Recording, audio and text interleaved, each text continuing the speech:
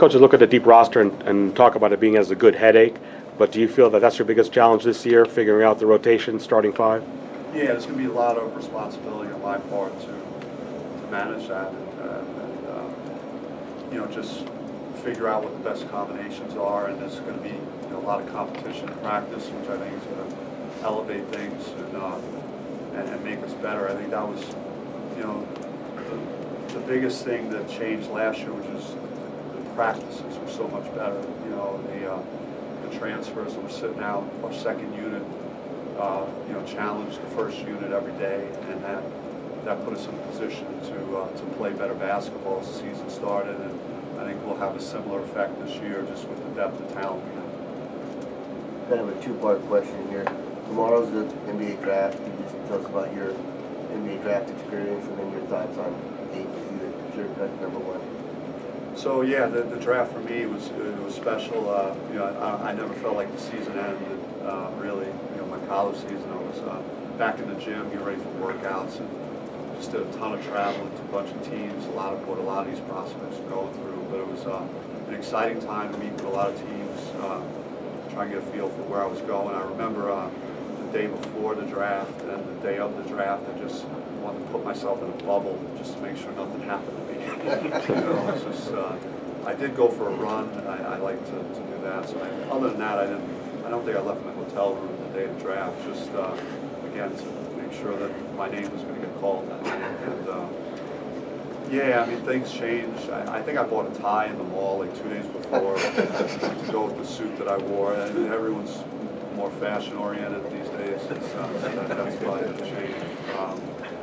The draft, unfortunately for me, I'm a Jersey guy, New York guy, so the draft was in Michigan the year I was selected. It was in Auburn Hills, and we had just beaten the Fab Five three straight times. So when my name was called, it was a chorus of boos. I didn't like Duke very much in Michigan back then. But yeah, it was a great experience. I talked to all our players about it, recruits, just the feeling of going up to shake the commissioner's hand, 7th pick. And it's an unbelievable feeling, changes your life, and all the work you put in. So excited for all the prospects tomorrow, for sure. Excited for our players. I think, regardless of if all of them are drafted or none of them are, I think they're all on track to have great careers as pros. And Trey, Shannon, and Cody, and I'm just excited for them.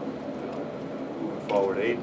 I think I've been clear on where I stand on him. So, what he was able to do against us, pretty special. It's hard to knock anything. The one thing that I will say is I've watched a lot of film on Dominic for the last 2 weeks, and the guy's unbelievable. Just his skill level, his shot making, his mind for the game, and his basketball instincts. It would make me think, but certainly Aiden is a premier prospect for sure. With some of your players working out, well, not just the Suns, but other teams, what advice on the possible journey that they may take that may not involve going through the draft and maybe going G League or overseas to get back to that?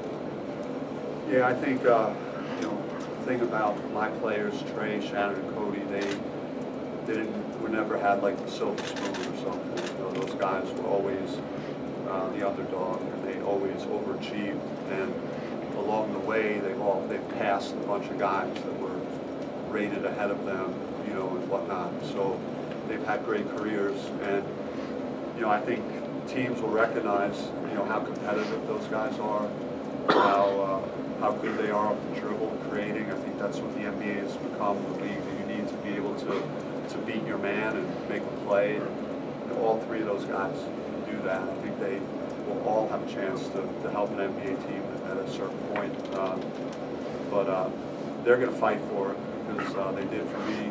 Every time we played, they've been hungry and working hard, preparing for the next step, and they're going to be very successful. Talked about having a bigger guards. How much is that going to change what you do next year with everyone's in? I just think, I'm not going to have to talk as much about rebounding as I've talked about like the last couple of years. Every day, I've just had to ingrain and to compensate for, the size was to just get these guys to think about rebounding all the time.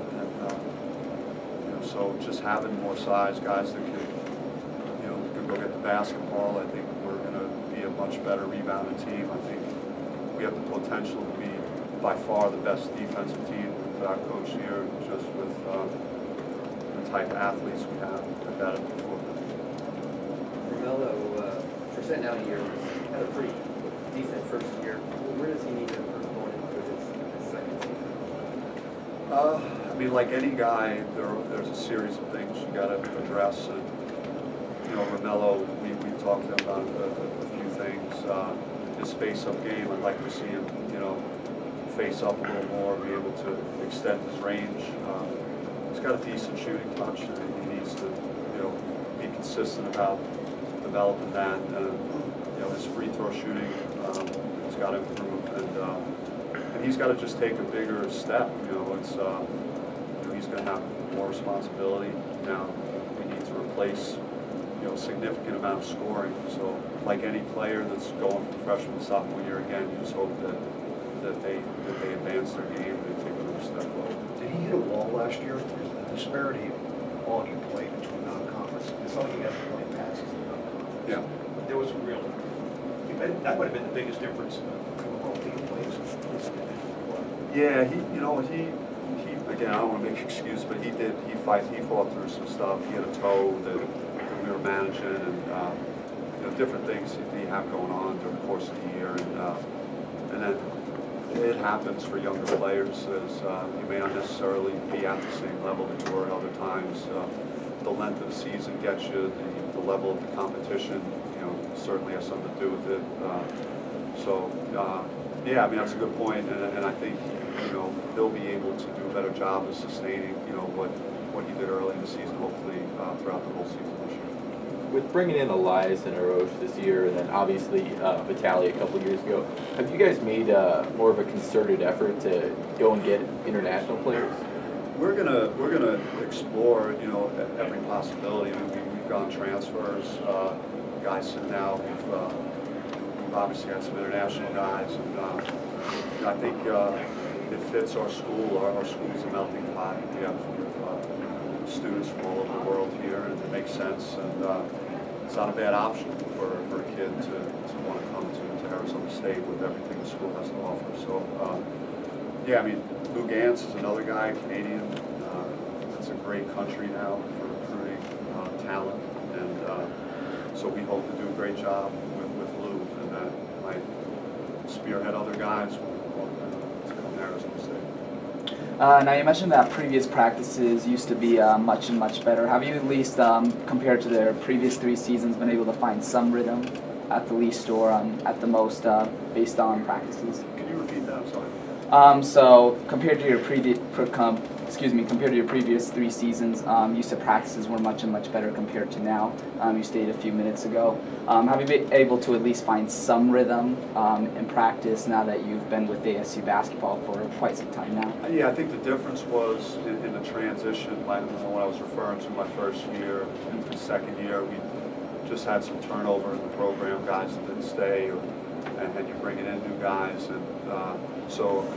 Our second unit sometimes was walk-ons competing against the first unit, which doesn't necessarily prepare or push the guys enough to get better. I thought last year was our best year in terms of being deeper, in our roster. And this year, for the first time, we actually have 12 guys at the moment that would be eligible to play next year. So it's going to, again, create more competition, in our workouts, because it's not like I'm kind of going in with a blank slate, and guys are going to compete and earn playing time and their position, their role, and that doesn't just happen on me watching one workout or 1 week. It's really a 2 to 3 month process of evaluating our team and seeing what's going to make sense for this year. So, but just having those 12 guys, it's going to enable us to just to have the competition and high level workouts. And these are obviously just basic and promising key components to building momentum off of last year's season. Yeah, I mean, you want to train at a high level. It's you want to prepare.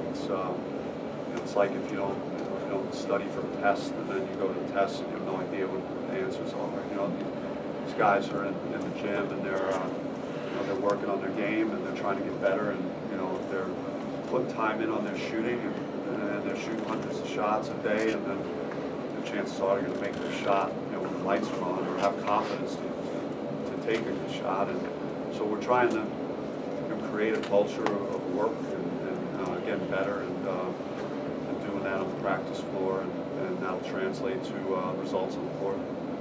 Can you use those three guys who you anticipate being sort of the leadership group of this team?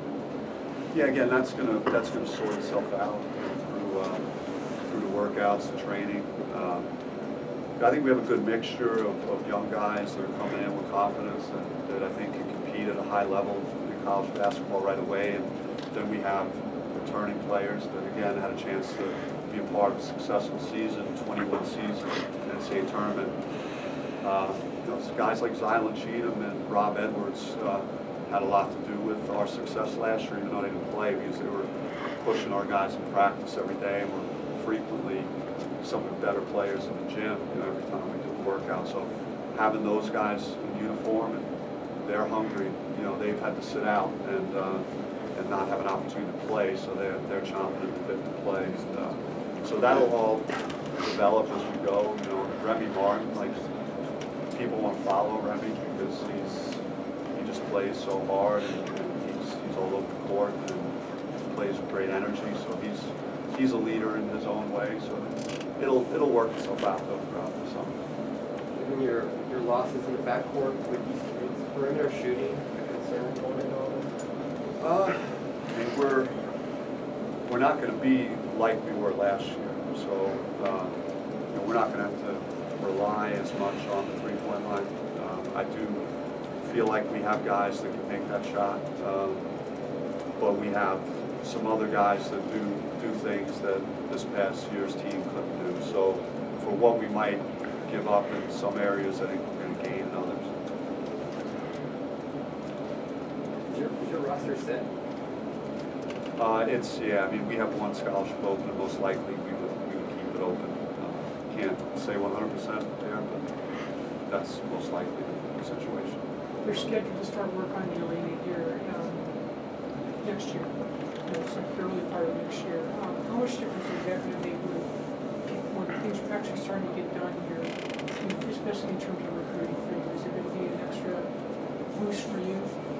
Yeah, I think it's going to be a major plus just to, you know, modernize the facility, and again, we're ecstatic about the commitment, you know, Ray Anderson, Dave Cohen, our administration to make that a priority, you know, to get Wells Fargo, you know, updated, and you know, I know our fans are going to appreciate that as well. In addition to, you know, the recruiting push that's going to help, because that's a major thing with kids, just seeing where they're going to play and what it looks like, and if it's at the standards that your competitors are at. So we're in the process of getting there, so that's exciting. Talent-wise, where do you think this year's roster is going to kind of compare to the rest of the Pac-12? It's hard to gauge that now, and I'll have to look deeper, you know, into that.